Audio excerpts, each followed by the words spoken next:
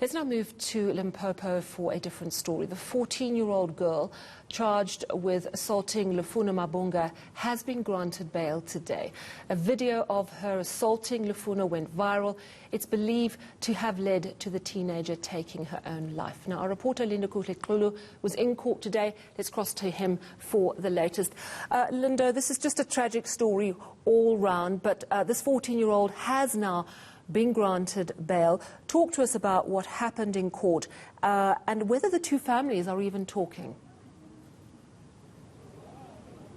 Well, Sally, I can tell you that after 3 weeks since she was arrested, the 14-year-old pupil has in fact been granted bail here at the Chando Children's Court. We were not in fact party to some of the proceedings because this is a Child Justice Act case. So as we understand it, we are not allowed to actually be inside. But I can tell you she's been granted a 1,500 rand bail. In fact, they told us that she is not allowed to be traveling anywhere outside Limpopo unless otherwise it is granted by the investigating officer, or the investigating officer is let known of that fact, but she will be released in the custody of her parents. What we do know is that the state was opposing this particular bail application. What they told us was the fact that the child's life is in danger. They're saying that there has been some hostility around the community, so that is why they did not want the child to be released. But I can tell you from the attorney's side, they do say or told us that in fact they did not sense any hostility. Yes, the community is angry, but they do not believe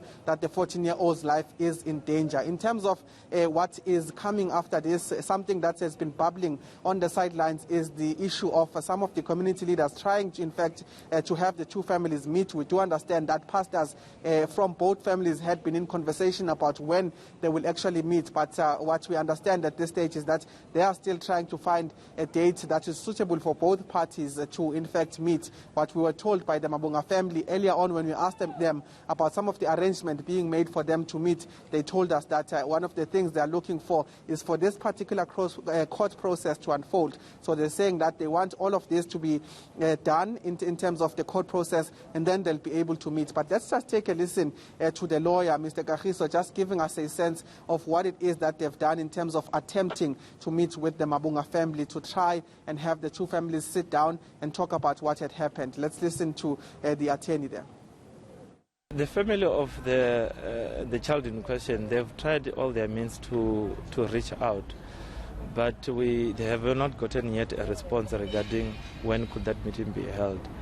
I mean, she's just trying to reach out. Another parent lost their daughter, and apparently her daughter was also involved in the demise of this young girl. So as a mother, she was also, and as a mother and the family, they're just trying to mend this relationship that have been broken. I mean, she was not involved in this fight. The other party was not involved. I mean, they are just trying to mend as black people.